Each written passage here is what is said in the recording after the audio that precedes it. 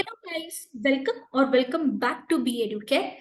अभी हम लोग इस वीडियो में देखने वाले हैं कि अगर आपको MHCET 3 इयर्स LLB जो है अगर आपको परस्यू करना है तो MHCET लॉ एंट्रेंस एग्जाम देने के लिए क्या एलिजिबिलिटी होनी चाहिए, किस तरीके के क्वेश्चंस एग्जाम में आते हैं, क्या इंपॉर्टेंट टॉपिक्स होंगे और किस तरीके का स्कोर मिनिमम रिक्वायर्ड होगा अगर आपको टॉप लॉ कॉलेज में जाना है। तो बेसिकली MHCET 3 इयर्स LLB देने के लिए या तो आपका ग्रेजुएशन कंप्लीट होना चाहिए या तो आप फाइनल ईयर ऑफ ग्रेजुएशन में होनी चाहिए। तो चलिए देखते हैं कौन से सेक्शंस जो है वो एग्जाम में पूछे जाते हैं। सो इन टोटल गाइस 4 सेक्शंस पूछे जाते हैं एंड आपका पूरा पेपर का वेटेज होगा 150 मार्क्स।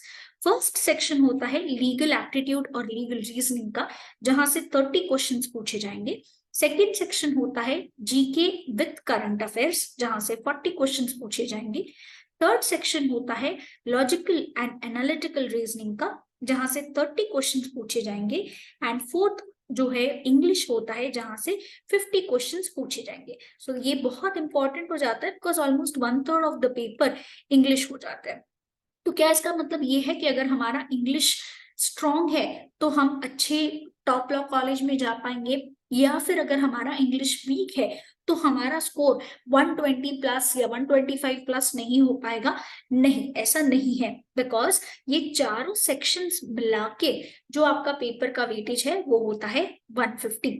सो आपको मेक श्योर करना है कि ये चारों के चारों सेक्शंस जो है आप बहुत अच्छे से प्रिपरेशन कर रहे हो। तो चलिए देखते हैं सेक्शन वाइज किस तरीके से प्रिपरेशन करना है। बट उसके पहले समझ लेते हैं कि एग्जाम का पेपर पैटर्न क्या होगा और क्या मार्किंग स्कीम होगा। सो इंग्लिश और मराठी में आपका जो पेपर है वो आएगा। MCQ टाइप आपको क्वेश्चंस जो है वो पूछे जाएंगे, जहां पे आपको एक क्वेश्चन दिया जाएगा और फिर 4 ऑप्शंस दिए जाएंगे, जिसमें से आपको एक करेक्ट ऑप्शन सिलेक्ट करना है।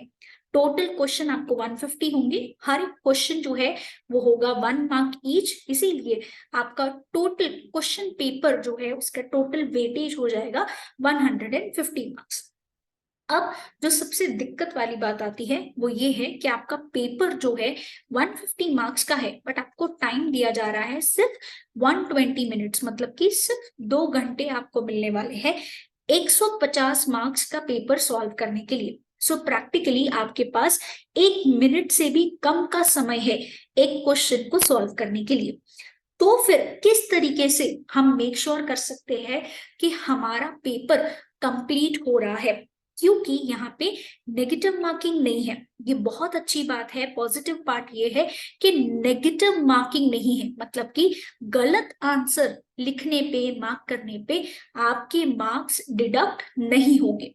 तो यहाँ पे ये एडवांटेज लेते हुए हमको ये मेक श्योर करना है कि हम अटेम्प्ट जो है ऑल क्वेश्चंस कर रहे हैं।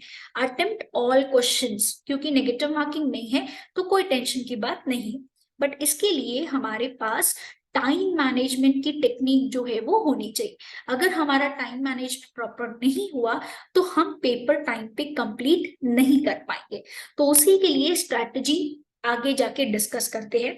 बट जो यूजुअली बहुत सारे स्टूडेंट्स का दिमाग में सवाल होता है कि कितना मिनिमम स्कोर रिक्वायर्ड है टॉप लॉ कॉलेज के लिए। इट इज 125 आपको मिनिमम लेके आना पड़ेगा अगर आपको टॉप लॉ कॉलेज जैसे कि GLC हो गया, ILS पुणे हो गया, ये टॉप लॉ कॉलेजेस है, अगर आपको यहाँ पे पढ़ना है तो फिर आपका स्कोर 125 प्लस होना ही चाहिए। एंड अपार्ट फ्रॉम दैट आपका जो प्रैक्टिस है वो बहुत ज्यादा अच्छा होना चाहिए। आपके MCQ प्रैक्टिस जो है वो बहुत अच्छे होने चाहिए। सो उसी के लिए बी एडुकेयर आपके साथ है, जहां पे आपको हम लोग ऑनलाइन लेक्चर्स कंडक्ट कर सकते हैं। Apart from that offline lectures are also conducted. हमारे कोचिंग इंस्टीट्यूट्स जो है वो घाटकोपर, डोंबिवली एंड दादर में है। आप नीचे दिए गए नंबर पे कांटेक्ट कर सकते हैं। साथ ही साथ आपको MCQ प्रैक्टिस करना जरूरी है, उसी के लिए we also provide topic wise test also. तो समझते हैं फर्स्ट वाले सेक्शन से कि लीगल एप्टीट्यूड और रीजनिंग में क्या क्या पढ़ना है। तो लीगल में सबसे इंपॉर्टेंट टॉपिक्स जो है वो हो जाएंगे constitution of India, apart from that हमारे लिए criminal law, Indian contract act, family law, torts and legal terms and magazines जो है वो इम्पोर्टेंट हो जाएंगे।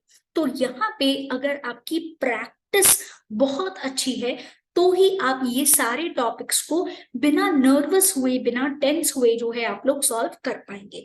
नेक्स्ट सेक्शन जो है वो होता है जीके और करंट अफेयर्स का, जहां पे आपको static GK plus current affairs जो है वो पूछे जाते हैं।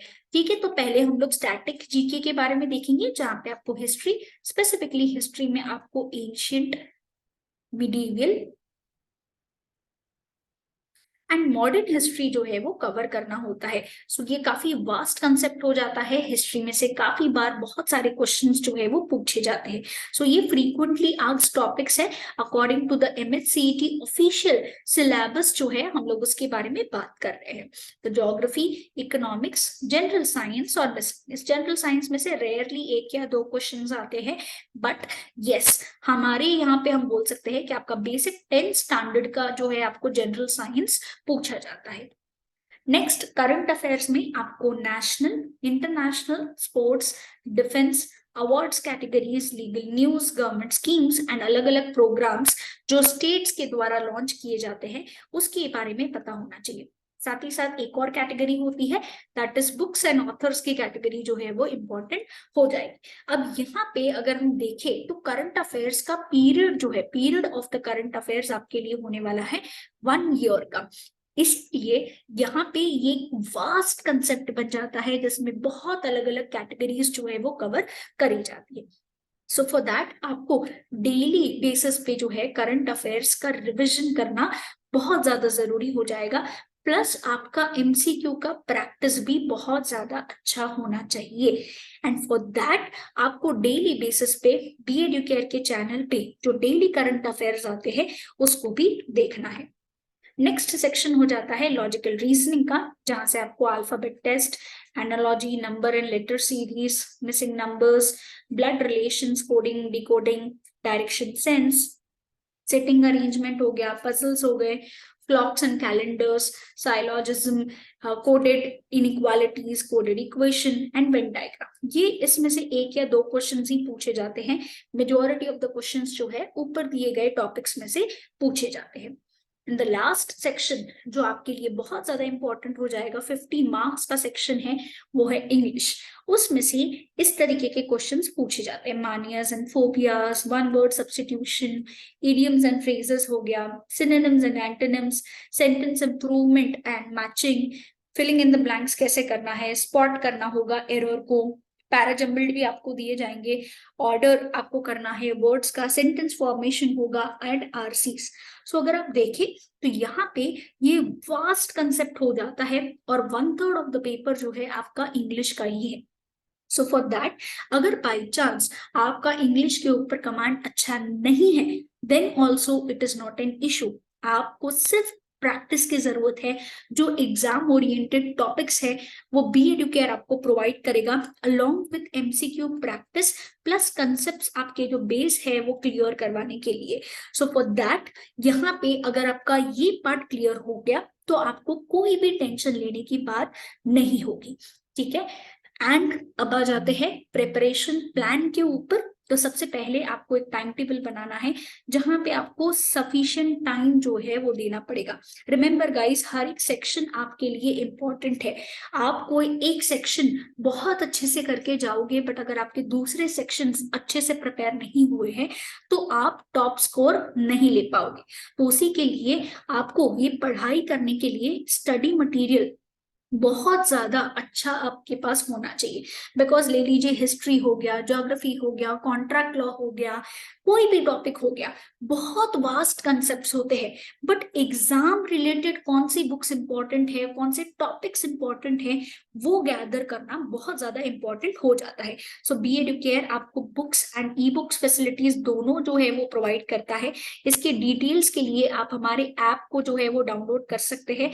इसका लिंक नीचे आपको डिस्क्रिप्शन बॉक्स में दिया गया है। एंड अभी तक जो एग्जाम्स हुए हैं आप हमारे गूगल पे भी जाके चेक कर सकते हो, many students have been telling that only कि सारे मेजॉरिटी ऑफ द क्वेश्चंस जो है वो हमारी स्टडी मटेरियल बुक्स में से ही पूछे गए।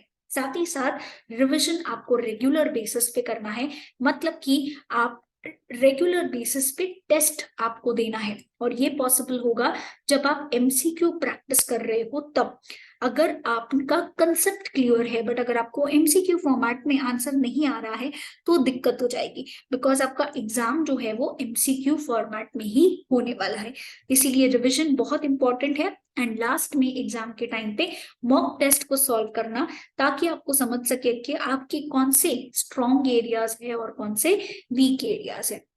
सो बी एडुकेयर आपको हर एक चीज के लिए जो है वो गाइड करेगा कि किस तरीके से, एंड नॉट ओनली दैट, एक बार आपका रिजल्ट आ गया तो उसके बाद कैप राउंड प्रोसीजर होता है जहां पे आपका एडमिशन प्रोसीजर होता है।